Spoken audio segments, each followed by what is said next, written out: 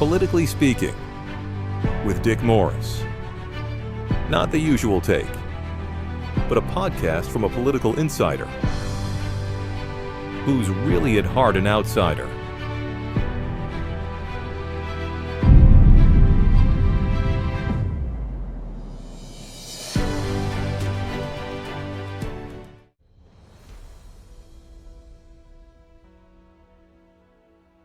Originally, it looked like the main opponent Trump would face for the nomination was the embittered former governor of New Jersey, Chris Christie.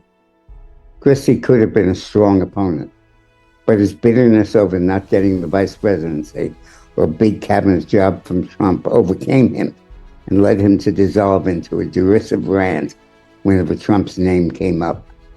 Likely, Christie knew full well that he was going too far and the Republican primary voters were not prepared to tolerate it. But Christie's anger controlled him, not the other way around. Here is a word from our loyal and valued sponsor, Patriot Gold. Today's All Access is sponsored by the Patriot Gold Group. Veteran investor Frank Holmes forecasts $7,000 per ounce gold by the end of Trump's term. He's the one that predicted gold would hit $4,000 an ounce, and we're just about there. Both Jeffrey Gundlach and Ray Diallo said run to gold and silver. Literally run. Remember, silver's inflation-adjusted all-time high is $209 an ounce. The Fed has just started cutting rates, so we're just getting started here at Patriot Gold. So run to invest. Thank you. Patriot Gold Group offers no-fee for life IRAs to viewers of these videos. The IRA minimums are $25,000 and $100,000 for the no-fee for life IRA. So call the Patriot Gold Group and ask for the no-fee for life IRA. Florida Governor Ron DeSantis soon emerged as our main opponent. DeSantis has built up a Trump-like record during the pandemic, opposing mandatory vaccinations, insisting on keeping Florida's businesses and beaches open while the rest of America shut down. When the final statistics emerged, it was apparent that Florida paid a heavy price for its policies, suffering with the 12th highest COVID death rate in the nation. At 34.4, Florida, which remained largely open, had a higher death rate than New York, 41.4, and New Jersey, 40.6, that shut down tight. But DeSantis was riding high for his defiance, and the presidential candidacy seemed to be in the offing.